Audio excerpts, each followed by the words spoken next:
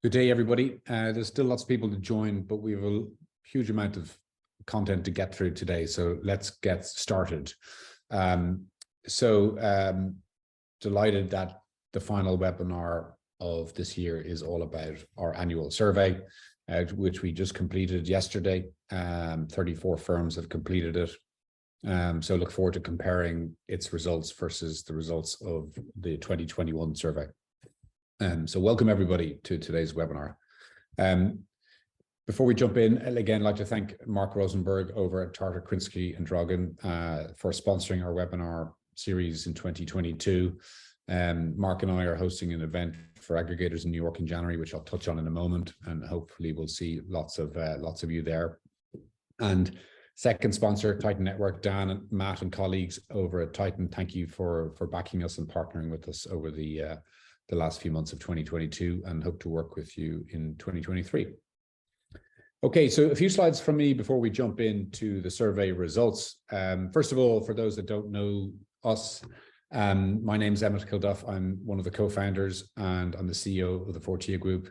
Our exclusive focus is M&A within the e-commerce space. That's all we do. So we're very much a boutique focused investment banking solution for both sell side and buy side.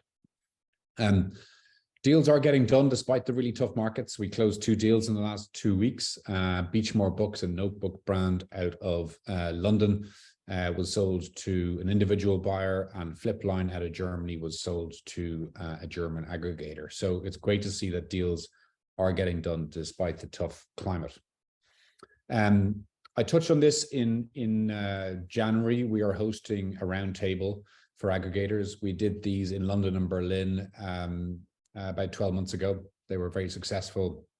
It's thought leadership type event for C-suites of aggregators. There'll be 22 people or firms there, hosted by Mark and I, and there'll be a detailed agenda that we go through on everything that's important to aggregators. So look forward to hosting that dinner, and we'll do similar discussions and dinner in Europe as well as we go through next year.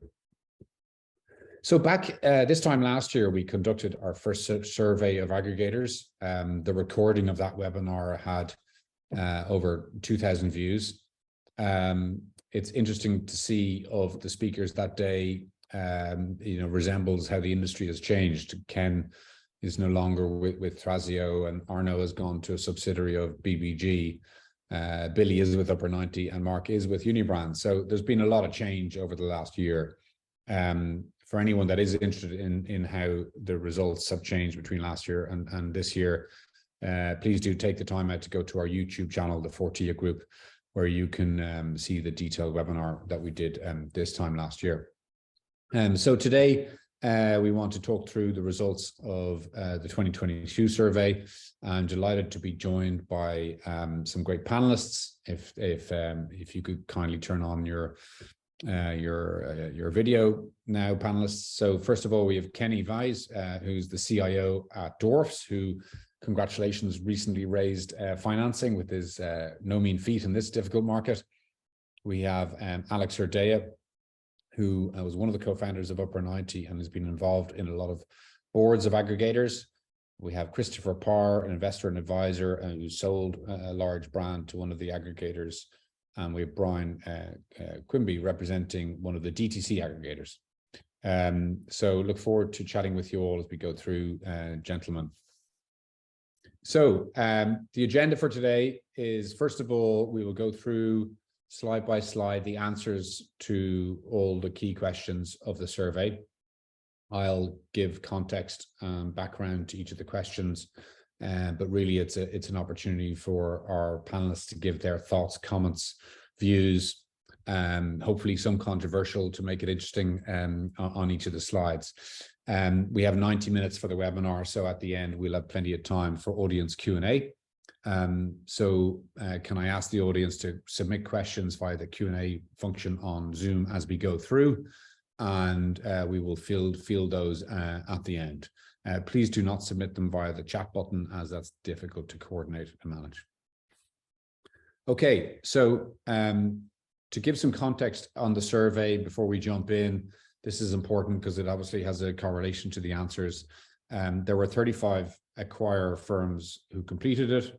There were 18 questions, 7.5 minutes spent by each firm. It was very much anonymous because a lot of sensitive information was disclosed, and as a trusted brand in the space, we respect that.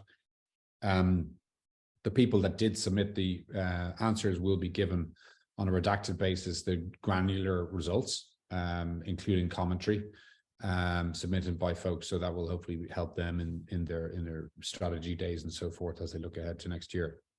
In terms of the types of firm, 45% were pure FBA aggregators. That's sort of a legacy issue or fact, because when we started as a business, we were primarily focused on FBA exits, given the hype that was surrounded with those 12 to 18 months ago.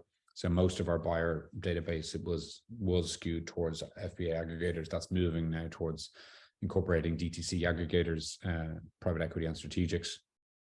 And from a channel focus perspective, the majority is FBA as opposed to DTC. So hopefully that'll help, or that's important background information to help us think about what the answers are actually telling us today.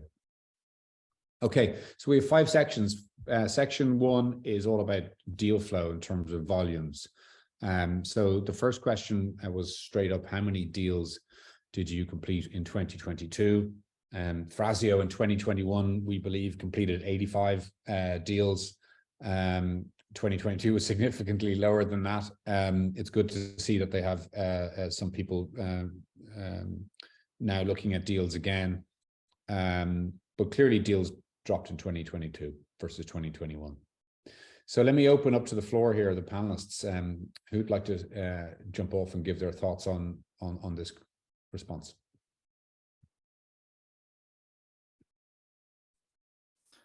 Yeah, Emmett, I'll take a stab here, and apologies for my raspy voice, but most of the groups that I've spoken with in the past have just put on pause all deal making activity in 22, and so I think the 1 to 5 is I think appropriate. I think conservative. I think even if you think about the boardroom conversations that were likely had, it was extend runway at all costs and live to fight another day.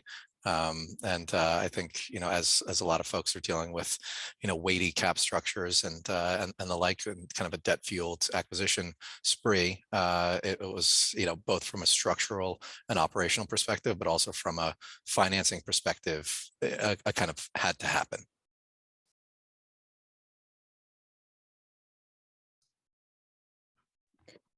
Yeah, I fully agree with Alex on this one. So we're also in the 1 to 5 bucket. I think from an operational perspective, it makes a lot of sense. As you said, Emmett, like last year, Thrasio acquired 85 companies, and it's quite some work to integrate a lot of brands on your platform. So I think it just makes sense that the pace is a lot less high than last year.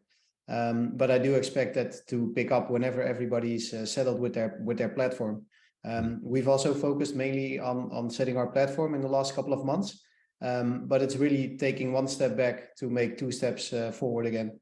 So I think it's something logical, but I think the skew where it is now more towards lower deals, I think it will shift a little bit more towards higher number of deals in the future. And maybe again, the FBA view is represented by this chart. Brian, coming out with a DTC hat, you've acquired a lot of deals this year, right?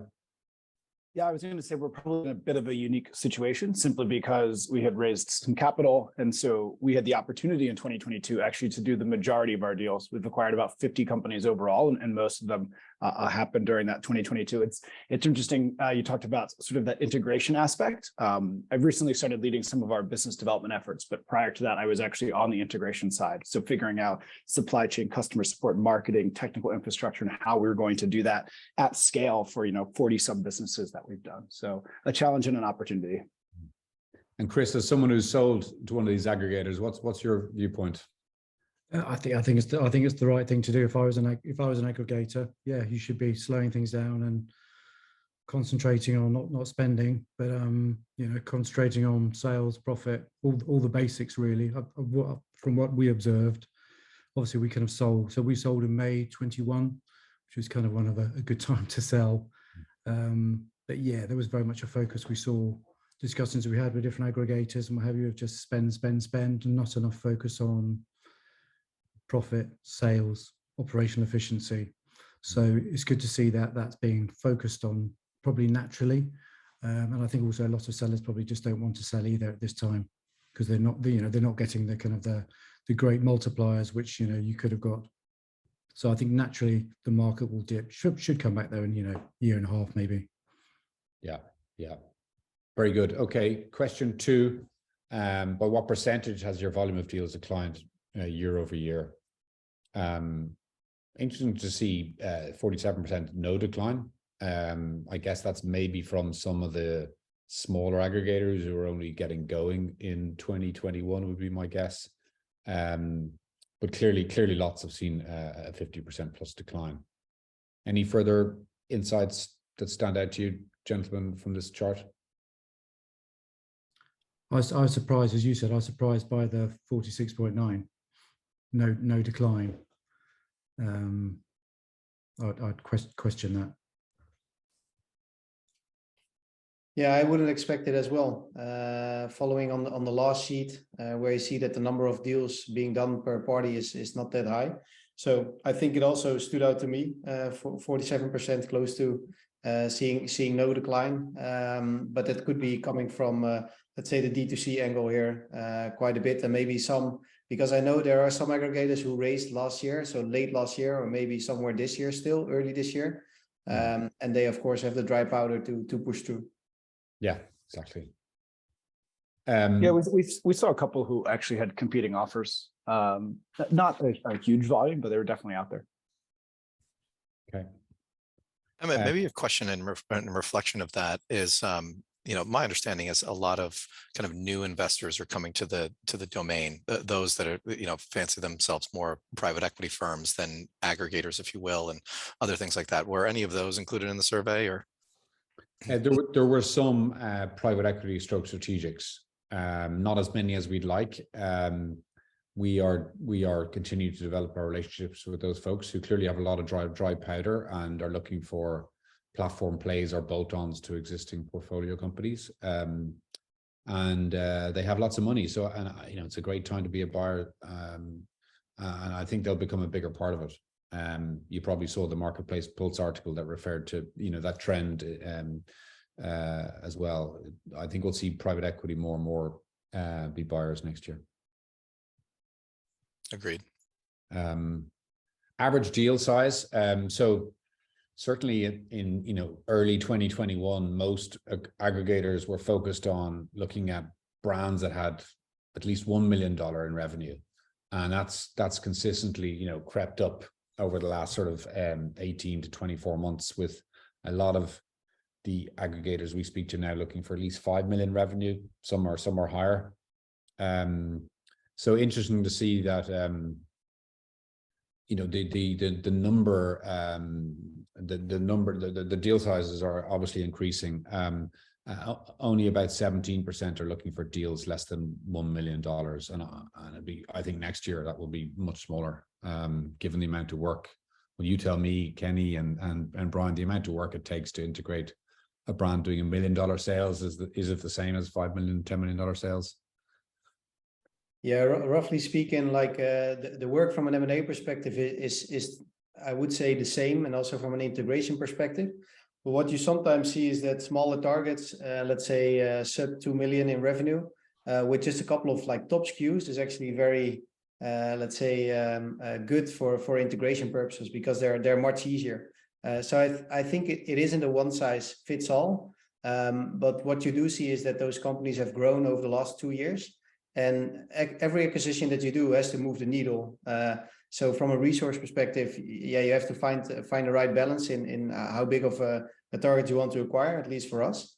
So there's a minimum amount, as well as let's say a complexity from an integration perspective. So we're looking at more lean and mean businesses than where we were previously. And on top of that, what you see is also that it's sometimes more favorable from an exit perspective and a multiple perspective. So it really depends, but I think it makes sense that it's creeping up. As I said, you want to do acquisitions that move the needle. Yeah, for sure move the needle. I think we're also pretty interested in that long tail sometimes though, because those are going to be unique businesses where we can potentially recognize some of those, some of that value at scale that we can provide. So we do go for businesses that are below, that $1 million mark, although right now our GMV threshold, at least on the acquisition side, is about 500K. And from a sort of integration standpoint, there's a lot of complexities there, nuances, right? Do they have inventory? There's a drop shipper. It's a drop shipper that's going to be a lot easier potentially to roll some of those things up versus if there's physical inventory that we have to move or, other things around some of the financials and stuff. Mm-hmm. How did this compare to last year? Because I didn't see the. Last year was much smaller. Smaller, okay. Chris, yeah. Last was definitely much smaller. There was a big shift in 2022. Even in sort of Q2, 1 million was entertained more often than not. But over the summer, that jumped to 3 or 5 for a lot of the aggregators we speak to. Clearly, there's some exceptions on the FBA side. There's aggregators that focus on micro brands, for want of a better term, whether it's Hal out in I think Chicago, or Enzo brands in Israel. I think what happens oftentimes with a lot of, market volatility, market swoons is just a flight to quality, right? And in as much as like on a relative value basis, you have larger assets that are higher quality, less volatile, more established, perhaps more brand equity, et cetera. And you're not forced to pay up as much for those. You might as well, if you have the capital availability to you, go up that quality stack. And I think that has to do with businesses in the FBA space and DTC, but just the same in any kind of financial markets as well. Stocks, bonds, loans, et cetera. And out of I know it wasn't one of the questions, but what's the kind of, in terms of kind of the pool of people that you surveyed, what's kind of US, North America, and what's Europe? Because obviously there's probably different dynamics there. Good question, Chris. I think most of our clients are US, so I would say 3/4 US. Okay. Talking on behalf of sellers, one of the difficulties for sellers now is as the average deal size of aggregators increases, then they're left in no man's land at sort of the $2, $3, $4 million dollar mark, and have to sort of resort to trying to find maybe an individual or a family office as a buyer. It's quite tough now because the institutional buyers, for want of a better term, aggregators and PE looking for bolt-ons, typically want higher deals. So maybe it suits the micro brand aggregators like OpenStore or Survey and these guys. They'll have richer pickings. Okay, next question. Has your revenue target size increased since 2001? Overwhelming yes. As we discussed at board level, I think there's a flight to quality, a flight towards efficiency. We certainly see we will be doing fewer, bigger deals next year as a firm ourselves, and we're sort of mirroring the trend of the majority of our buyer client base. Any thoughts on that, or have we covered those points? Yeah, Emmett, can you maybe elaborate on why you think in 2023 there are fewer bigger deals? Okay, continuation of the trend, Kenny. From our perspective, our big vision is to be the Morgan Stanley of e-commerce by 2030. And to get there, we're not going to succeed by doing 1,000 $1 million deals. We have to move up the curve. I think the strategics and the PE guys are those with the most dry powder, and they typically want to do bigger deals. Again, the survey is slightly skewed to just the FBA aggregator lens, but there's a bigger world out there. Yeah, sure. The only thing, and I'm curious how you look at it, but what you generally see is that those bigger companies that let's say are good from a cash point of view, don't need to sell. I have a little bit of a feeling that they might also just take it out for a while and see when the storm flies over, multiples are back a little bit higher, and everyone is more favorable. So I would expect there to become, let's say, less bigger deals on the market next year. Potentially, I think maybe it's different from DTC versus FBA as well, right? Some of the bigger DTC guys are finding it incredibly tough to get follow-on VC who've been not looking at this sector since the iOS changes in summer last year. So maybe there's different dynamics. Or maybe on the FBA side, you know, some of these folks get tired, or they moved on to another business, or, you know, they want to hit the beach. There's a whole host of personal and you know, financial reasons that could lead to it. But look, it's difficult to have a crystal ball at the moment, isn't it? Given all the uncertainties in markets. Yeah, 100%. And it's interesting when you say, you know, for those folks who are sort of in that position where they can't raise follow-on VC, they might want to move on to something else, right? That's sort of where we operate, and that's where we're able to operate at scale, because we have this sort of algorithmically driven valuation approach, and then a productization elements for that integration process too. So you joked the 1,000, 1 million deals, like ideally we can even automate some of those processes, and I can do all of those deals that sort of represent that segment of users, of buyers. I mean, like Brian, stores, yeah. We've seen over the last 1 to 2 years the difficulty FBA aggregators have had integrating brands, a high quantum of brands, and I think integrating FBA brands is arguably simpler than DTC brands. At a very high level, you're doing an ambitious number of deals. How are you finding it? How are you integrating it? All those deals. Sure. I mean, that used to be my bread and butter. That's what I built out a team here to do. I think, you know, it's a part, but first doing things that don't scale. So figuring out, again, I mentioned those sort of pillars around supply chain, marketing, customer support, that tech infrastructure, and then figuring out how to automate and productize each aspect of those to just bring these companies together and essentially build a platform. Right. So a network of 3PLs that bring a single unified customer support operation. On the marketing side, strategically figuring out if it's going to in-house or outsource different marketing channels for each of these brands. Interesting. Well, it's impressive if you're able to do that at scale, especially for DTC. Okay, do you expect your revenue, your target revenue size to increase in 2023? 71% said yes. So again, to reiterate, it seems like people are going to be doing bigger deals. For what percentage of deals screened do you issue an LOI? Please take the definition of screened as those firms where there's been a call or a meeting. So sort of a qualified prospect, if you will. I felt that this rate was quite high, 10%. Certainly, if people are buying less than 5 in 2022, I would expect that they're speaking with more than 50. What do people think on this percentage rate? Yeah, for us, Emmett, I think it depends on how picky you are in selecting the ones that you actually, let's say, go into a conversation. So we tend to be like quite picky at the start. So we're very niche focused. And that results in like the deals that we go after or the ones that we connect. We want to see them, and then we already have, let's say, a part of the whole assessment done. So I agree, like from a broker perspective. So a lot of inbounds that we have, then you tend to screen, and then maybe it's like far less where you share an LOI. But for the ones that we target ourselves, I think this sounds like a reasonable number to me. I think it's also part of the supply-demand balance where there's less FOMO in the market about losing a deal, and there's teams that have obviously been cut considerably in size, so you have to be a little more choosy as to where you dig in, right? So maybe the percentage of deals that fall apart in diligence goes down as well, but yeah, I think it's just a function of the ability to pay attention too.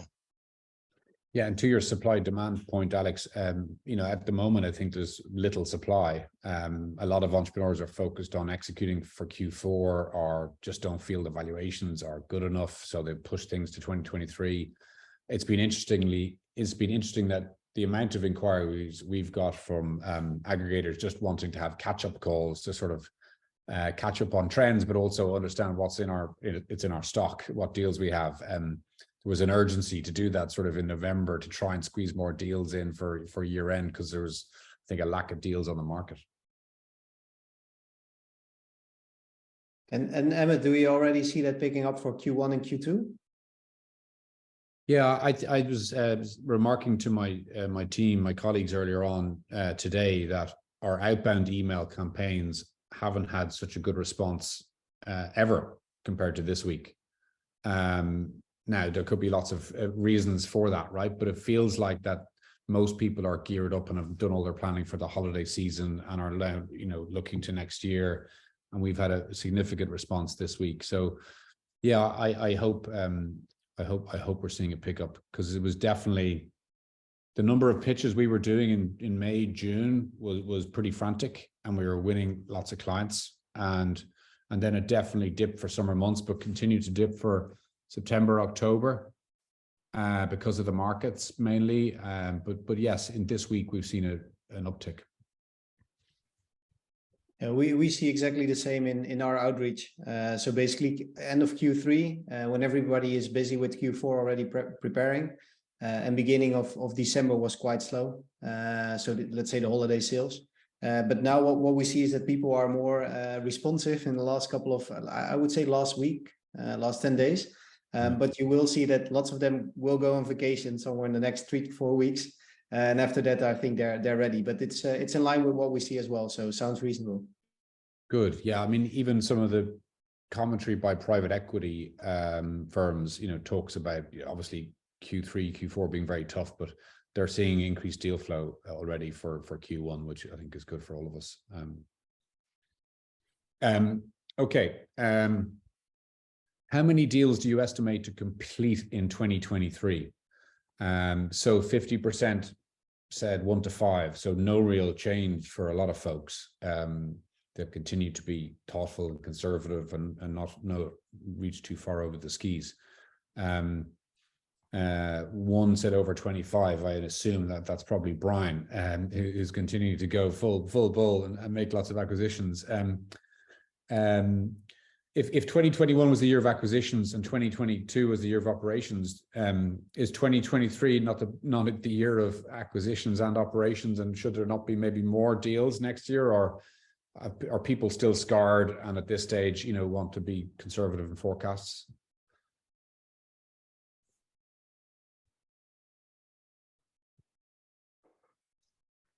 I like that hybrid answer of both acquisitions and operations. So I agree that Q4 for us is probably going to be a little bit slow this year. Everyone wants their Black Friday, Cyber Monday profits, as well as the holidays. And then hopefully in Q1, things will start picking back up again. But, recognize the need to operate these businesses and brands at the same time as we sort of continue strategic growth, I think is probably a good theme to have on. I do agree. I mean, you need to maintain still a growth plan, but just not so aggressive. You've got to focus on either growing your brands and growing, purchasing new companies. You have to, otherwise, at the same time, your investors will probably start questioning things. I also think this has a large function to do with capital availability, right? Where companies kind of stand currently on a cap structure basis, where they're standing on a performance, where they are versus covenant levels and their ability to draw on debt. I also think the composition of the deals is a real question to ask oneself, because obviously there's plenty of aggregators that are struggling these days, and I think if you didn't have the operational acumen, if you acquired assets at way too high a multiple, if you're kind of stuck with assets that maybe you did a Hail Mary and bought way too large a one and that didn't quite work out. I think those are all going to factor in, as well as, as we discussed, a flight to quality. I think there's also a flight to distress, right? The abilities to acquire portfolios of assets from existing aggregators or existing conglomerates that own assets, whether those are picked upon individual assets or, a portfolio as in aggregate. It perhaps skews it. So looking at it on a matrix in terms of deal and deal size and seeing what a heat map of that could be a potentially interesting thing, with a binary of, was this acquired under normal market conditions, or was this acquired under some sort of lens of stress or distress?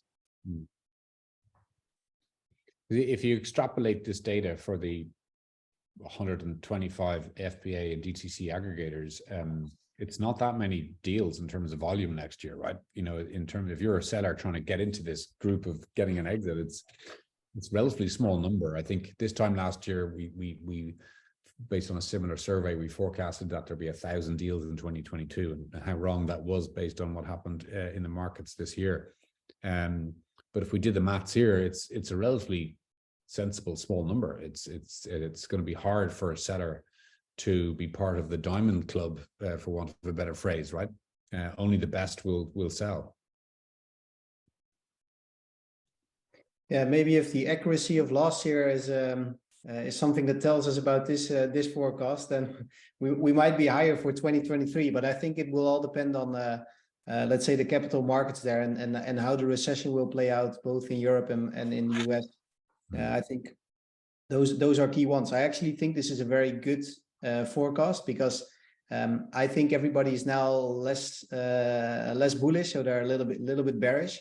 So if you already have this number and everybody's continuing to do acquisitions next year, I think that's a really good basis for next year. And let's hope we all have a soft landing there, and more capital will come to the market, and M&A will flourish more.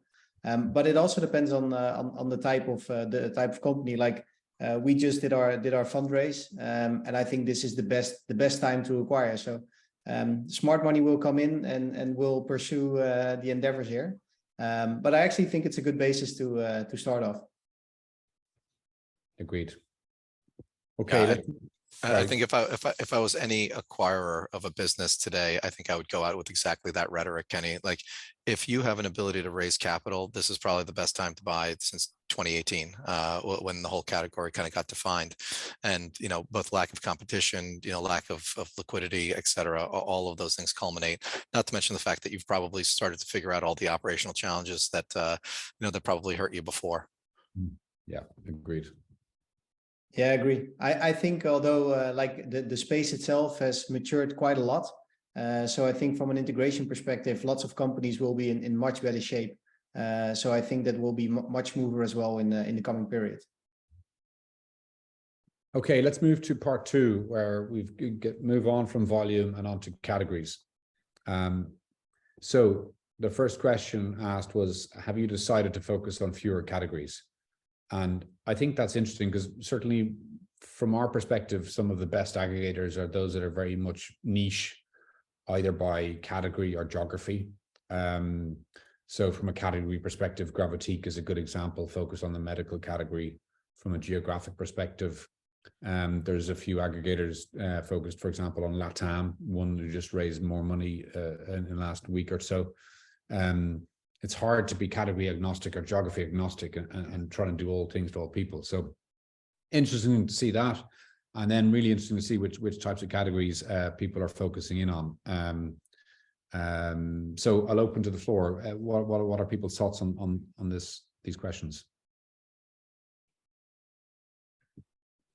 I think as you said, I think on the next slide, isn't it? I understand there's a focus on wellness, beauty, pet. That's tends to be reasonable value products, high margin, subscription based products. So like anything, that's those are understandably categories people like to get into, but increasingly more competitive. So I think people just have to be very wary of the competition in those sectors. At least supplements isn't up there, or is wellness is supplements, is it? Yeah, it sits within that, Chris. Like one point that was for me interesting is, like, there are some wellness and beauty aggregators, like Branded is the obvious one. There are some baby and mom focused ones like Heroes Now and Capil Brands, but right off the top of my head, I can't think of any aggregator specifically focused on pet.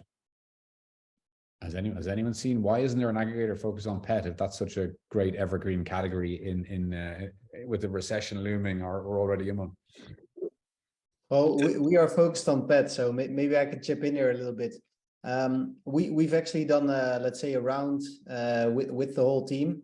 So one of the things you definitely want to be in is in categories that are, we call them evergreens. So that in a recession, let's say that if it happens, that you at least have a category which people need, so they're less discretionary. Going back through all the recessions and market reports, you actually see that people cut down on spending of a lot of things except babies, children, and their pets. And on top of that, they try to dress themselves well and at least feel good. So wellness and beauty also falls in the category. But the reason why I think maybe pet is not attractive for some aggregators is because of competition. There's quite some competition, and a lot of products are being sold by Chinese. So from a competitive point of view, it's quite hard. Nevertheless, we very much like the space. We think people will still spend there. The only thing you've been fighting on, let's say in the last 12 months, is that there was a big COVID impact there. So previously, of course, 2020, 2021, there were a lot of people who took pets on. So I think there it got a little bit of a push. But for us, for now, we think it's a very, very strong niche to be in, and we're already in it. And we're actually looking at more targets in it. So yeah, we definitely like the space. But Kenny, you've just finished a funding round. Did investors not say focus exclusively on pet as opposed to some other categories as well? No, not at all. Of course, they're challenging you on your thinking, but they're more or less, let's say, challenging you on which type of niches and how you select the targets. So we're pretty much data driven, and we combine that with a commercial view. So we look at like search volumes, keywords, trends, and not be in the hype ones, but really be in the trend space keywords. Mm-hmm. I think it comes down to consumer discretionary versus staple, right? And what's your prediction for the more macro? If you think there's going to be softness and you think that unemployment's going to tick up, and you think that whatever else, then you're going to want to stay in staples and drive a volume game, and maybe it's lower margin, but you kind of live to fight another day. So there's that. I mean, I was jokingly like remarking to myself, is are COVID masks within that wellness and beauty category here, or are we definitively past that? I think we are, but no, I think that's the key there, defensibility. Chris, Brian. I think the key thing, which we didn't necessarily see when we had discussions with the aggregators, yes, there's the categories, but also there's just the customer segments. So we just generally didn't see that aggregators were trying to buy around different customer segments. So they might be buying in categories because it's a bit more easy, and you can have the P&G type thinking. But we never really saw aggregators really thinking in terms of customer. It was more about product category. Yeah, it's an interesting. Those are observations. It was more product focus rather than customer focus. Yeah. Cap Hill Brands is a good example of an aggregator that's focused on a demographic sort of. Yeah, because then it's just easier once you've then got a customer list or social media. It's just easier then to target them and that type of customer rather than just by product.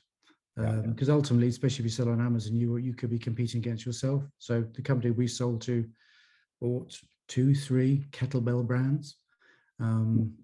You're eventually just going to be cannibalizing, or maybe you want to merge it to the same brand. But we didn't see a customer focus enough. Yeah. So instead of focusing on categories, we focus on the platform. So we specialize in Shopify-based businesses within the sort of DTC ecosystem. And so by buying Shopify-based businesses, that's where to the customer and the data point, we're sort of getting that unified customer lists and data structures and things like that. And we're able to do things like cross-selling. So from one brand to another, sort of do that without the confines of the Amazon ecosystem on there. I think Shopify over-indexes on apparel brands, so we're probably a little bit askew to some of those categories there, just because if we look at a distribution of the Shopify stores that we're buying, we're probably going to over-index there as well. But part of the other cool thing with sort of this algorithmically based valuation of businesses is after we figure out how well we can operate businesses in each of these categories, we can then pass that back to the model and say, the next time we get a pet brand or a sports and apparel brand, we can adjust our pricing based on how efficiently we think we can operate it based off of the past companies that we've acquired. Interesting. Great. Thank you, gents. Let's move on to the next question. So builds on the previous question. What was the most interesting category of 2022? And what do people think will be the most interesting category of 2023? So wellness and beauty wins again. Pet and home. Maybe is it surprising that home continues next year? I thought post-COVID people had done all their home decor and were spending more time outside. That surprises me for next year. Totally agree that pet and baby seem to be the most two we're asked about. Any further thoughts there, folks? Yeah, I would like to comment on that as well, Emmett. I think within the home, like normally what you see in a recession, and again, it's some of the analysis that we've done and what we see in our own portfolio. But in-house decoration is something that's, I think, quite discretionary, and people, let's say, buffed up their homes in COVID. So we expect there definitely a slowdown. So it's something we actually don't focus.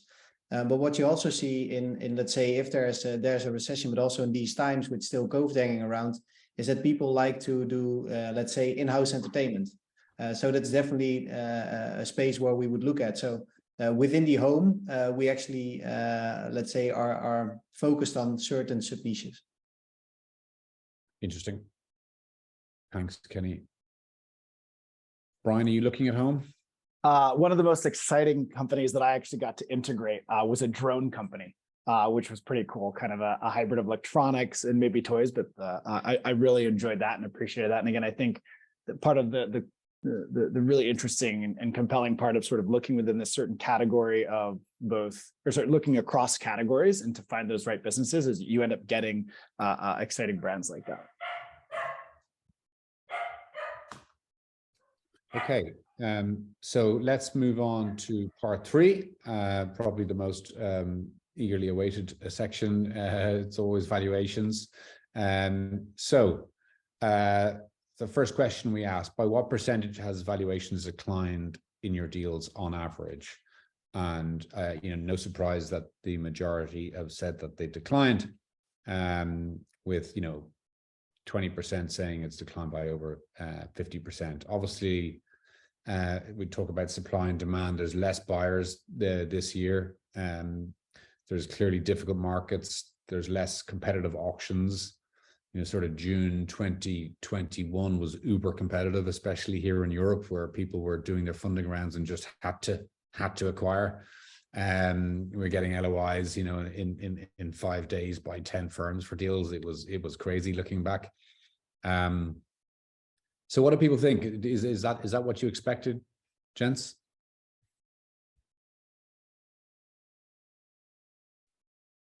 I think valuation and entry price was the, I don't want to say the sole dictator of success, but I think provides a lot of cushion to get things wrong. And I think when the market went so askew and it became such a seller's market, it took away all of the ability of an aggregator to, quote unquote, screw things up as they're learning. So I think the precision with which one needed to operate was much greater. And that's, even absent all of the supply chain pressures, capital structure pressures, other, competitive market dynamics, not to mention all of the black hat attacks and, things that one has to just block and tackle with on a day-to-day basis. So to me, this was always the thing that was the first rung of defensibility. Buy right, and you should have a lot of flexibility. Buy wrong, and you're on a knife's edge. I mean, Alex, you've seen the space for a number of years now, having when at upper 90 you guys backed Thrasio. When Thrasio started buying, there was no competition, right? It was just really individuals on various marketplace websites, and that was a great time to be hoovering up. But I guess they, in retrospect, Thrasio might have got too excited and done too many deals. So it's hard to know whether being the pioneer or a fast follower or a slow follower is best. Yeah, I mean, I think everyone went for it, right? For sure. And there was a lot of infrastructure that was built to digest businesses, and the inorganic growth was seemingly the simplest way to bulk up. And I think to your point around 2021, year of acquisition, 2022, I don't call it the year of operation. I just think I call it the year of organic. I wouldn't even say growth, or like slow down of organic deterioration to some extent, right? But yeah, I think, again, the business model is very viable. I think the operating environment changes often, and this is retail, right? This is not tech, it's retail. It just happens to be pointed at a very different distribution platform. And so, all of the successful retail investors that I've seen have zoomed out from month on month, quarter on quarter even year-on-year performance, and think of things in terms of like the long-term value of building a brand and building something that's sustainable. And you see these things, on a weighted average line, not on a schizophrenic one that and especially at the asset level, you see so much volatility at the asset level. One of the key things that I'd always been looking at was, yes, you have the overall consumer, demand component, but each one of these product categories has its own demand quotient that, should be non-correlated to each other to some extent. And so the defensibility of having, the argument for having a very diverse portfolio of brands is one that says, you're not going to be beholden to fads in pet or home decor or, XYZ. So, I think there's a balance. I think you can't be, overly diversified, but I think also just being mindful of that. We needed a flush in the system, right? This was predictable to say, the least, but I think anyone that's surviving on the back end of this should see it as a very welcome consolidation and a very welcome new operating environment where people care about unit economics. There isn't this fervor of deploy at all costs. Yeah, agreed. I suppose from the seller side, obviously the challenge is we sold and went at the kind of more the top of the market. I suppose if you have friends who are sellers, most are kind of holding out really now potentially for another year and a half, because obviously they're wary of their friends, colleagues who sold and kind of got good multipliers, valuations, and obviously now it's kind of the lower end of the market. So it's interesting to know what type of companies are being purchased and who's selling and for what reason. Because if you're selling now, it's unless you're an unusual category, the market's not on your side. Bear in mind, stuff's based on EBITDA and what have you. So it's interesting, what's being sold. Well, to give you the two examples that we did in the last few weeks, one was a notebook brand.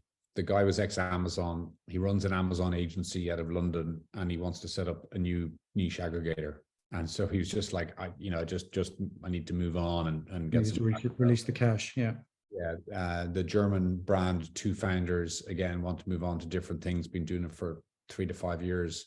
They got a decent multiple. They started with a 3 as opposed to anything else for pure FBA business, and they were happy. But overall, I totally agree with your sentiment in terms of especially for maybe bigger deals that are omni-channel and have 50 employees. You would think that they would wait or maybe start an exit ready process now, but finish and complete the deal in H2 next year. A little plug for ourselves at Fortia. We do exit ready programs for clients. It's not all about firms that want to exit next week or next month. We do like to work with clients on a 1 to 2 year basis to groom them for an exit. And we're seeing a lot of interest in them from bigger firms. And to support you, so we use BDO to sell our business. They're a kind of mid-market M&A, kind of big audit accountancy company. I'm still amazed how many sellers sell directly, which obviously Dwarfs won't want to know, or anybody else, but why people don't use an M&A partner, because you want to create, that competition price, competition in the market. I'm still just amazed that sellers will sell directly to an aggregator or to a PE. Likewise, Chris, there's a nice bottle of wine in the post for Christmas. Thank you for the plug. But I'm just amazed, because we had direct discussions with lots of the big aggregators and some PE houses. And only going, that's their specialization, is getting the best deal. So I'm still amazed at that. However much it's the false economy that yes, you need to give a percentage to an M&A partner, but ultimately they'll get you a better deal. Yeah, I mean, we battle with this all the time. Like if Elon Musk or any listed company was going to sell, they'd hire an investment bank, like where I used to work, Morgan Stanley, right? They wouldn't do it on their own. So why would a small e-commerce entrepreneur who's never sold a business try to do it on their own? It's crazy. I think it's a little bit of their thinking, right? They've built the business themselves as well. So yeah, why not sell it themselves? We actually like it when there is let's say an advisor or a broker, because it helps in the information flow. So we actually think it's good. But from a valuation perspective, like it really depends, but we don't really lowball any offer directly to we just stick with the same valuations if they come directly or with a broker. For us, as I said, there's an advantage in information sharing, but from a valuation perspective, from our part, there's really no difference. Mm-hmm. It's interesting. We actually like working with the entrepreneurs and the founders directly, right? They can come to OpenStore, they connect their Shopify site, and then we make it very easy actually to go through the flow, upload their P&L. And then it's sort of, it's an education part too at the end of that. We tell them, hey, this is your AOV, this is your CAC, these are how many repeat customers you have. We give them some of that data and then show how that's sort of incorporated into the valuation of the offer that we give them. Well, it's certainly in the sort of sub $1 million revenue companies, it's hard for an advisor to make ends meet. Just the economics aren't there. Certainly there's a lot of average brokers as opposed to high-end investment banks, and there comes a point when it's just not economical, which might suit different models. Okay, question 13: what multiples, including any deferred compensation, are you seeing? So just to give some context, based on our prior surveys post the correction that we did in June, July, 3 to 5x was the range most aggregators were seeing their deals done, and includes deferred. Again, slightly skewed towards FBA. Based on what I'm seeing here today, I think we will be reducing that range probably to 1.5 or 2 to 1.5 to 4.5.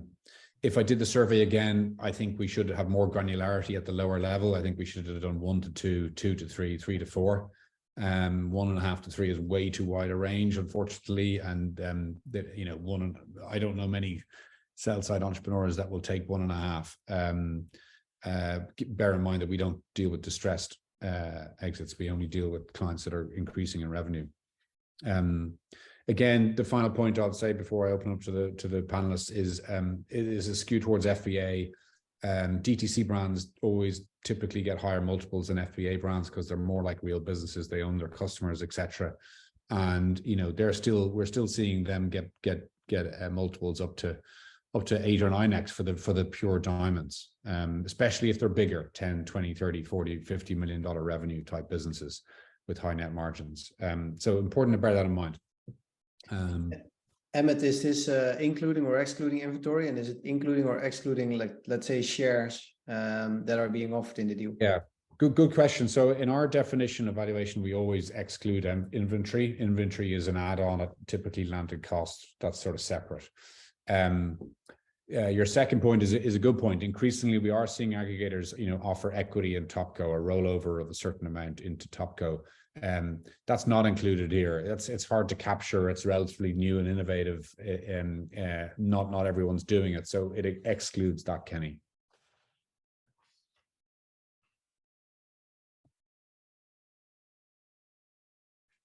So what do people think? I think, go back to the seller's view again. I think it's just that's why many will just sit pretty for a good amount of time, because if it's you've worked 3-5 years on a business and you're going to get 1.5 times multiple, and the times are tough. Why would you sell now?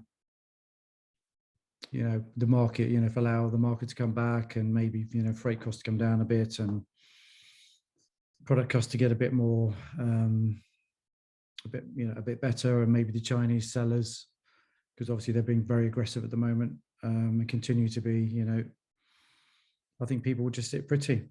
So therefore you're going to get why would you take a low multiple? Why on earth would I take a 1.5 multiple unless I needed the cash? Yeah, I 100% agree at the 1.5 level, Chris. Totally agree. You just keep operating it. Make more money.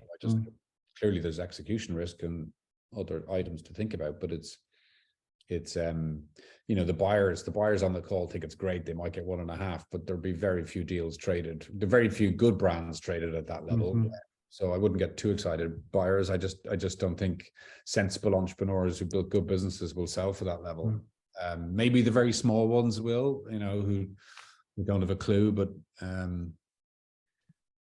none of our clients. If that was the only offer for an auction that we ran, we would encourage the client to keep operating. Yeah. The question is, I think like last year we were quite high. Now maybe we're at the lower end, but maybe you have a good opinion on it, Chris. But what would be the, let's say, a normal multiple for an average business in this space? I think, you know, it all depends on the seller, doesn't it? Because, you know, if it's the, you know, the classic, you know, kind of FBA seller, you know, had quite a disparate range of products, not really a brand, and who was very more product centric and maybe didn't have too many products, yeah, you'd be offering, you know, a low multiple, wouldn't you? 2, 2.5, 3. But if you've got something with a, you know, good range of products with a great growth plan, and, you know, it is in a less competitive category, and, you know, it's fairly complex products and maybe some patents, then yeah, you would go, and obviously great opportunity to expand more D2C or maybe go into trade, then yeah, you're going to give a big multiple. Depends on that aggregator, doesn't it? I think the reality is, you know, as many are finding out, I'm sure like yourselves, is, you know, running a multiple brand, multiple business FBA business is pretty darn complex. We did it, you know, as sellers, as an individual basis, because that was what we did. So we worked 7 days a week and what have you, and we were experts in our category, and we understood our competition. I don't think many aggregators understand the competition, understand Chinese sellers. What they don't think they understand who they're up against and how they do it. That's kind of the secret sauce of being an Amazon seller. And not many, no disrespect, many aggregators don't have many Amazon sellers in their business. It is the slight dark arts. I think that's an interesting point. You know, historically, for decades, private equity have always retained the founders for, you know, a 2 to 3 year period. I think aggregators might have got slightly arrogant in 2020, 2021 and thought they could just do it all themselves. I think they've learned that lesson, though, in the last 6 to 12 months. I think they're increasingly keeping on the founders who have, you know, understand the business better than anyone. I think they've learned from private equity. But the only thing I'd say is having, you know, had an earnout, and our earnout was relatively quite small. The fact is, you know, when you're running the company, you know, you go full hog at it. But when you do go past that exit and you get that chunk of money, you're just never going to be as motivated as you used to be. So I think the ones that do keep people on for a long period of time, actually the business maybe will suffer because you're just, you know, it's just not in the heart. So that's the only observation I'd say is it's the right thing to do for deal structure, but actually when to take over the reins is fairly important. That's what we'd observed even with our, you know, the company we sold to. Certainly when you do bigger deals and the check is more meaningful. Yeah, you do kind of go, you know, and we've got a big upfront, then you're kind of like, it's just not worth it, even though you're contractually obliged. Is sometimes easier, but it's, you know, but it's for that aggregator trying to get that information from the seller. Yeah, that's part of what we do. Oh yeah. It's a little bit more nuanced. Like last year, there were a lot of sellers who actually asked, like, yeah, I just want to have as much upfront as possible, and when I sell the business, I want to do the least as possible, right? And last year it was like really getting the right bit over. So there were some levers you could pull, but saying to somebody like you have to stay on for 6 months if they don't want to do it, you just lost it, because other ones would say, yeah, okay, we'll do it in 1 or 2 months. So I don't think it's being arrogant. I think it's also part of the market there. But actually, I think this is a very good discussion, because like one of the things we now use is we always do our deals in equity, part equity in the topco. And I actually think that's a very, very reasonable thing, and it's the best time to do it as well.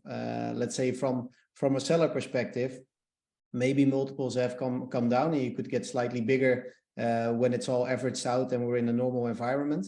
But if you roll a part of that in equity, you will still get the benefits of the growth of your company in the future, and also of the space itself whenever it turns to a normal. So I actually think it benefits a lot to the seller to do a part in shares, and still, of course, like personal things can be in the way, so you need to sell. But otherwise, I think if you find still the right partner, just do your due diligence on the aggregator itself. But if you believe in the aggregator who wants to acquire you, and you see that they can bring the brand further, then why would you wait for it? Like, I understand it from let's say, evaluation perspective, but I think that's too simple to put it that way. I think it's a little bit more complex, and it can still be a good time to sell your business. I mean, it's quite interesting. Society Brands only does deals where the founders stay on and they take equity. I mean, it's a rule. It's an investment criteria rule for them. Which seems to be working for them. Excellent. Okay, let's move on. One thing on that point, Emmett, so, apologies for coming in Sure. late here. You know, I oftentimes had thought and said to aggregators that, you know, offering up equity in the top co will be the most expensive value proposition you've ever made, you know, to yourself because of the dilution effect and the exit. And then, you know, of course, you fast forward 12 months. And, you know, I kind of say almost the opposite, right? Which is to say, especially if you can anchor to a last round valuation that is, you know, theoretically much higher than where fair value is today. You know, one can say that there's probably a turn's worth of equity multiple right in there that you're not giving up because of that, if that makes sense. Yeah. Yeah. And I'll just say on the, you know, why would someone accept potentially a lower valuation? I think there's other factors that go into that. So, you know, we offer 80% upfront, 20% after a knowledge transfer and transition process. And if somebody, you know, wants out, if they're under a lot of stress, if they have other financial obligations, if they just want to, you know, move on to their next business or something, you know, being able to say within 4 to 6 weeks, you've taken over the business, they can unsubscribe from those supplier email lists and they're done. That sometimes resonates with a lot of sellers, right? Like we want to provide that liquidity event when they're there and when they want it. Yeah. Yeah. Very good. Okay. We could talk about some of these topics all day. So let's get to question 14. When we look to 2023, do you see valuations stabilizing, decreasing, increasing? So very few, one firm effectively saying it's going to stabilize, then begin to increase. This is pretty bearish. You know, the valuations have got quite low and people don't expect much change or maybe even further decrease. Crikey. What do people think? Is it sort of self-fulfilling given the people that filled out the survey that they want this spread around the market that valuations are going to go lower? Or is this genuinely where things will end up? I wonder to some extent just where, again, I go back to capital availability and some of the aggregators' ability to even acquire at this point, given where they are on a cash flow basis. And you know, everything looks great as you're inorganically adding more and your capital availability, you know, ever increases as a result. And you look at things on a pro forma basis. But you know, now, as we've seen, you know, both the headwind of no more acquisition and lower multiples and, you know, a year-on-year revenue, you know, decline in a lot of instances, it's become very difficult from a capital markets perspective to just even drum up the interest to keep going. So part of that I think of in that way. The other is just alternative deal structures, right? When you're equity or credit capacity constrained, you know, can you do things with sellers that are more creative, right? You say, you know, we're going to strike a baseline expectation and a growth rate that's a trend over the past several years. And if we deliver you above and beyond that, we have an accretive kind of equity component in your business with an option to buy it on the back end. So I think there's going to be more and more of these kind of structured transactions because of that lack of capital availability.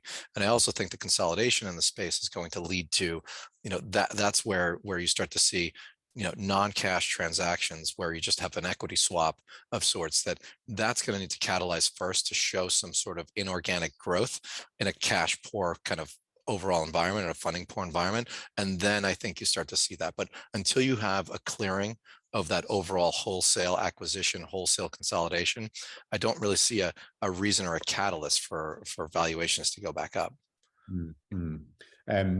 For those that haven't seen our blog on financing, please do take some time out. It's on our website, thefortiagroup.com, which Alex was kindly one of the contributors to. We went into a lot of detail and research to try and summarize where the market's at for aggregator equity and credit financing. I think maybe to one point, I think you know, there's not that many brands on the market or businesses on the market. So I think when the really good diamonds do come to market next year, you know, just supply and demand, I think some of them will get away at good prices. and that will help get into the third row there. But clearly, with the uncertainty of interest rates, inflation, war, it's hard to be too positive sitting here today. Any other thoughts, Chris, Brian, Kenny? No, it's as expected from the asking acquirers. Yeah. Okay, let's go to deal structure then.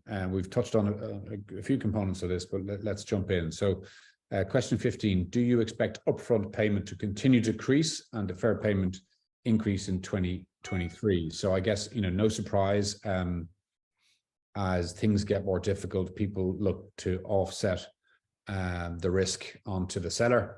I think when we looked at this last year, about 75% of deals or proceeds were upfront, the balance deferred. That's definitely skewing towards more deferred payment. I guess no surprise. Or was anyone surprised with this comment or have thoughts on it? No. Okay, let's move to the next section then, which to get more specific. On average, what's the split between upfront and deferred payment? So last year, the majority said 75-25%. There's definitely a skew with even going as far as 60-40, which would surprise me. I think, again, speaking on behalf of the seller, which Chris may build on, the certainty. Some aggregators are getting sued at the moment for not delivering on the earnouts.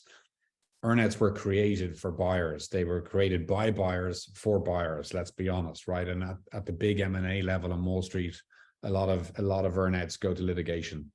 From a seller's perspective, they like to know what can be banked.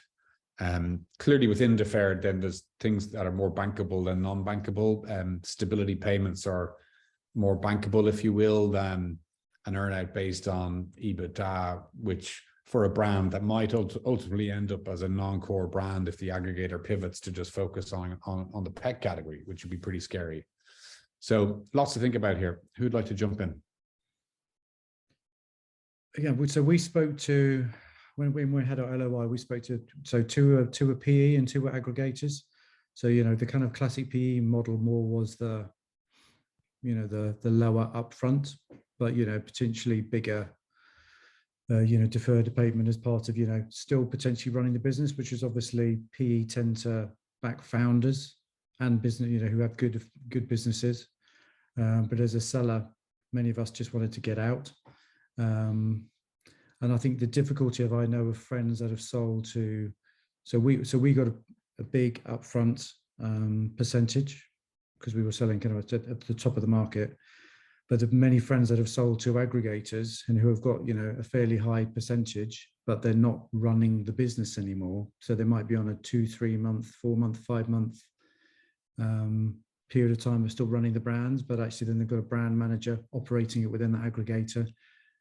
There's a lot of, a bit like you said, when it comes to a head of business literally, suing each other because they feel that the aggregator is not doing such a good job as they would do.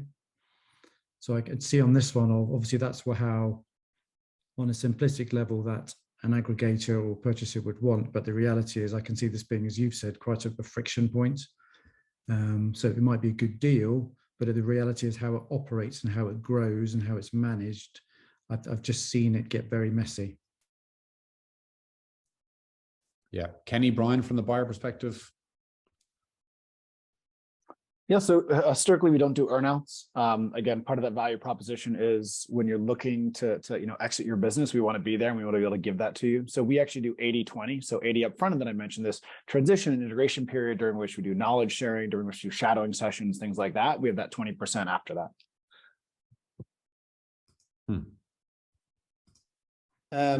Yeah, I think just to come on your point, Chris, I think it's very easy now to say, and I'm on the other side of the table here, right? So, but I think it's very easy to say that maybe an aggregator had to do more, or that they didn't achieve their targets.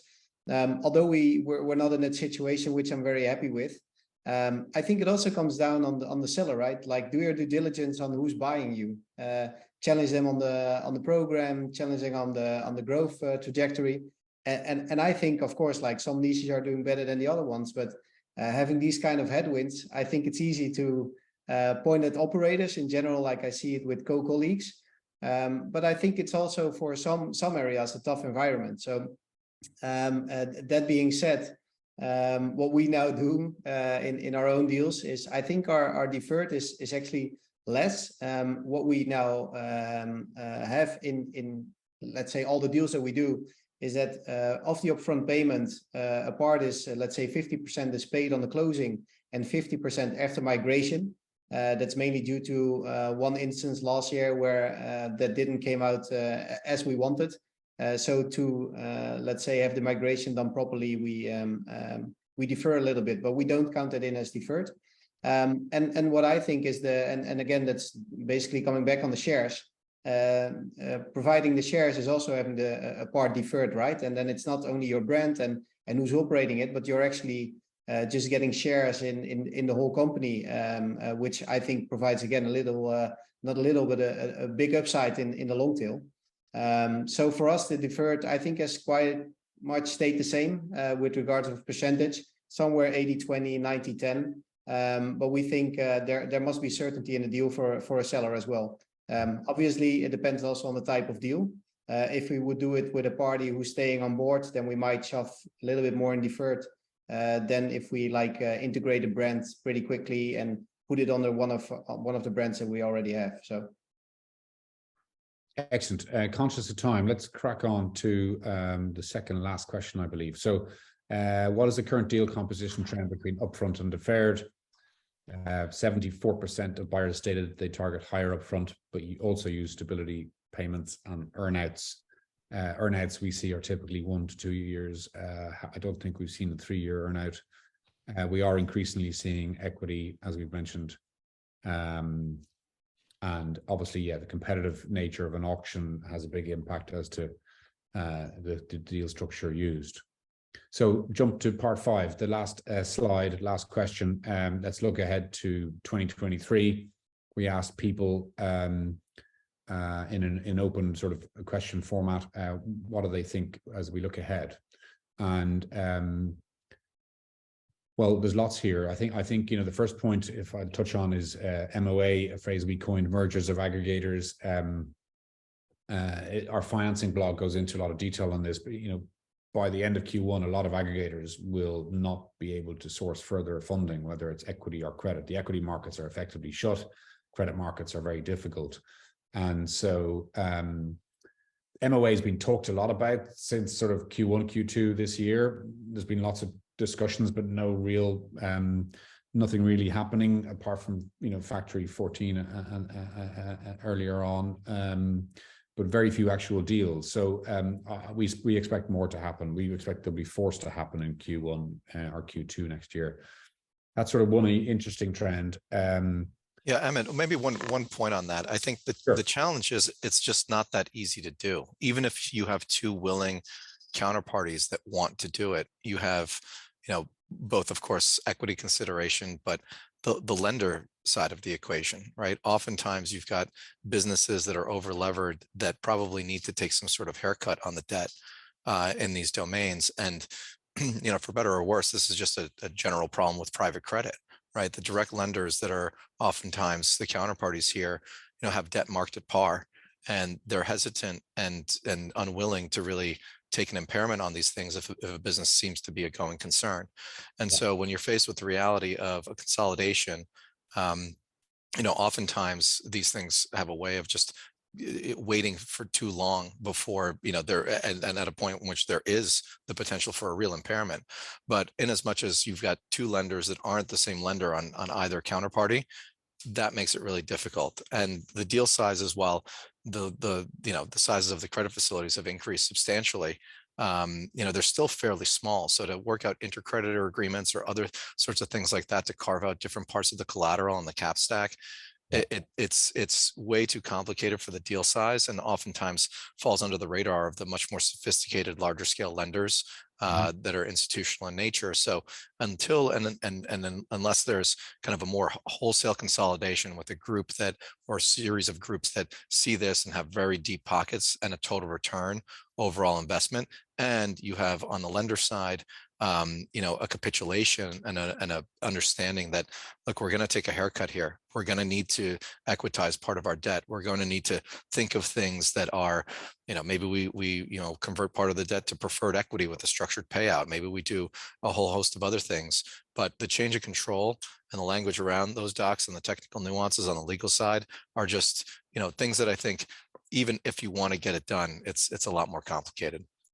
Yeah, I mean, I agree. That's why it's been talked about for 9 months, and it'll be talked about for a while. Hopefully there will be some movement. There'll have to be some at some point. What other points stood out for you guys, Brian, Chris, Kenny?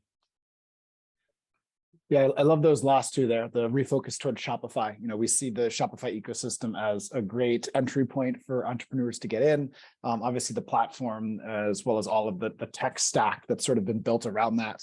And I think it was at some point during COVID, Shopify traffic eclipsed even Amazon. Just in terms of the number of people hitting those Shopify-based businesses. So, just really excited. We did some market sizings, like 13 million to 15 million businesses there. So really excited to continue to double down in that space. And then, the square right next to it, I don't know if both of these were mine or something, but I use the term CAC crisis, right? So these CACs are going to continue to grow up. It's going to be a continual challenge for some of the across channels to figure out what's going to resonate to get you the lowest CACs, get to the consumers, and then re-engage those consumers over and over again. So absolutely those last two in the bottom row right there. Very good. Thanks, Brian. I mean, definitely Chinese sellers. We had a lot of we were in sports and outdoors category, and even though we don't run the company anymore, obviously I still look back and I can clearly see that the Chinese sellers are, one, there's even more of them, and that they're even more aggressive with their pricing. So they're prepared to operate at like under 5% net margin. So if you're in a competitive category, and you've got Chinese sellers in there, unless obviously, they don't tend to have particularly innovative products, but they're very good at what they do. So I can see it being even more competitive. And if you're an aggregator buying a brand in certain areas which have got Chinese sellers in it, and you don't have a particularly innovative portfolio of products and patents or what have you, then that asset's gonna suffer. Chris, what does fulfillment look like on that side? Is this coming from overseas? Or they have warehouses? No. So yeah, they use FBA. Yeah.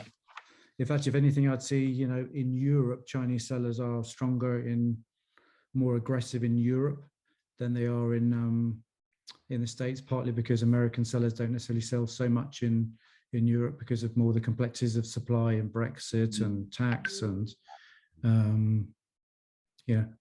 So we sold to Factory 14. So obviously we saw that consolidation in the market, and our brand is now owned by Razor Group. So yeah, I concur with that. That percentage, I would have thought it'd be more. It's just got to be, hasn't it? And I think some of the bigger aggregators will potentially be picking up, some bargains, I think, as the lenders don't lend. Yeah. Kenny, what are your thoughts? Yeah, what stood out for me is the increased bolt-on acquisitions of content sites and software. So for the content sites, I'm not sure what you mean by that, but for the software part, I think actually how we saw this whole space last year is you have to create a company, let's say, pretty quickly. So you want to have the platform, which are a couple of building blocks, which you have to bolt on each other. So we actually did that last year. So I think for companies that are doing that this year, why didn't you, let's say, build it yourself? And B, aren't you too late? That's the only thing I'm concerned about on that point. But that stood out for me. Okay, great. So what we're going to do now, gents, is do quick fire Q&A. So we'll look at the questions that have come in and answer brief, really quick answers. So When we say bolt-on of content sites, are you saying that aggregators buy these sites to solely drive traffic to their own brands, or will those sites be operated separately to generate revenues? The former. So we're saying that some aggregators will drive content websites, will buy, content websites to drive traffic. We think that's going to be a trend. Makes a lot of sense. Then, yeah. Again, a bit like emergers or aggregators, we've heard a lot of talk about that. I don't think there's been that much action. There's been one or two maybe deals. I can't remember the names of them, but you'd expect more of that. Question for Brian and Kenny: is there ever a situation where you do 100% payment upfront in order to close a great deal, or are earnouts part of every structure regardless? I think Brian, you've answered that. Kenny? Same applies for me, always. You're flexible? No. Always there's a part in deferred. So yeah, never 100% upfront. Yeah, we even through all our dialogue with folks in the market, there's been 1 or 2 100% that we're aware of, and it was many moons ago at the top of the market. We might have done 1 or 2, but it was very specific to that deal, and I think there was some debt obligations, and we were just sort of working around that. Okay. Question to Brian: interested to know what average multiple OpenStore is paying. Yeah, I don't think they let me actually anchor around a number, just because it is so broad. And what we're really using, and after you go through the offer flow, we actually, again, will present those metrics that we used around CAC, total orders, AOV, unique customers, LTV of customers, product cost, shipping cost, margin, all of that's right there. And then we explain how that just goes into the valuation, because it's really about how well we can operate that business, how well we can project the growth of that business, not so much just taking that EBITDA multiple and saying, we'll give you 3x that or something. Mm-hmm. Understood. What are your predictions on other marketplaces, non-Amazon marketplaces for 2023? Will there be more M&A on those marketplaces? Any thoughts there? This is a blanket statement, but I kind of feel like some of the more interesting parts of this aggregation market are we haven't even touched on today, which is to say emerging markets.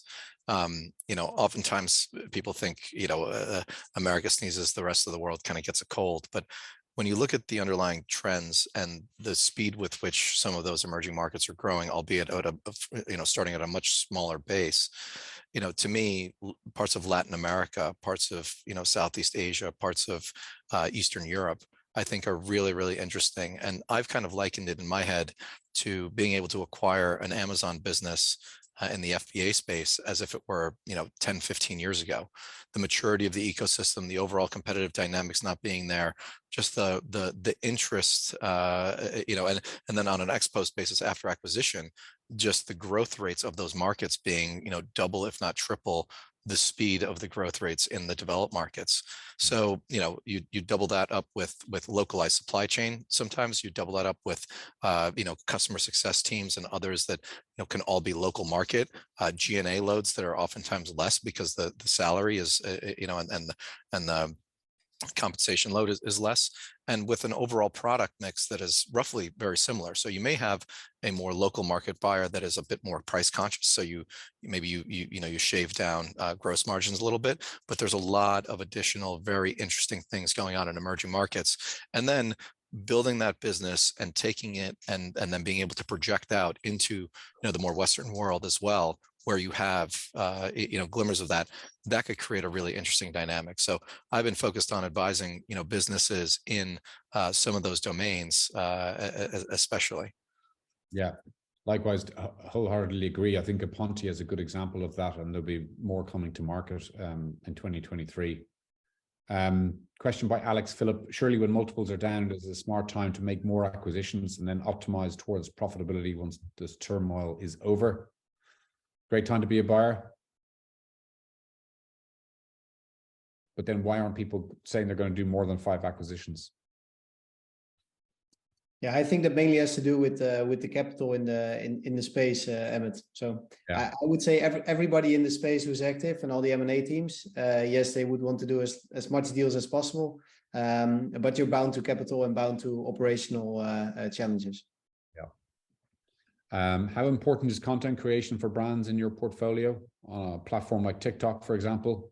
Is that something you guys look at as a part of acquisition criteria discussed at your IC, or is it more of a mute point? Yeah, we see sort of across the board on a lot of these channels. And, we have from influencers to TikTok to Snapchat and some of these channels that might not be used by these brands. We see that as an immediate area that we can grow because I have a team that does that, a team that does that, a team that does that. Kenny? Yeah, for us, like everything off marketplace is something we always look at. It's not something we definitely want. So if they're not strong on TikTok or any other platform, we don't care, but we always look at it. It's not one of our hard criteria. It's really bound on, let's say, the customer and the product and the niche. Yeah. Question by Jisha Matthew. How important is incorporating an element of subscription revenue into the portfolio? Clearly, maybe easier on DTC versus FBA, but in these markets, I would thought the more of that, the better. Any thoughts there? Agree. We have a few brands who we do subscriptions with. Sometimes we spin up a subscription. There's also, for instance, the drone company, right? You're thinking about after sale services, so warranties, support, replacements, things like that, which can occur subscription basis. Is it fair to say that most Amazon businesses have approximately 10% subscribe and save? It's hard to get much higher than that, or what have you guys seen, maybe Kenny? Yeah, I even think that's quite high. I think there's quite a lot of opportunity in that field, to be honest. So we do have a lot of products which can be tagged along with subscription-based models, but we don't see it a lot actually in the space. So maybe I didn't see them that much, but we see a lot of opportunity mainly there. We have 1 or 2 minutes left, gents. Maybe if I could ask each of you to give your own personal prediction for 2023, and then we'll close. Who'd like to jump forward and be first?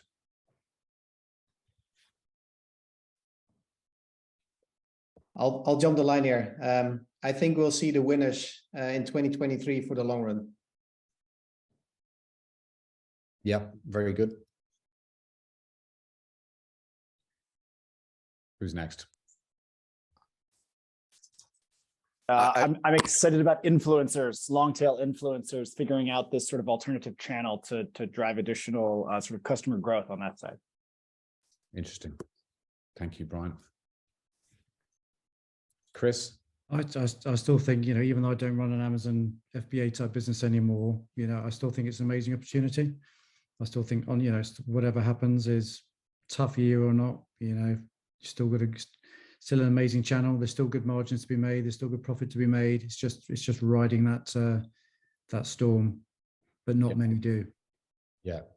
Well, no, it's good to be positive and look ahead. Alex, you to finish?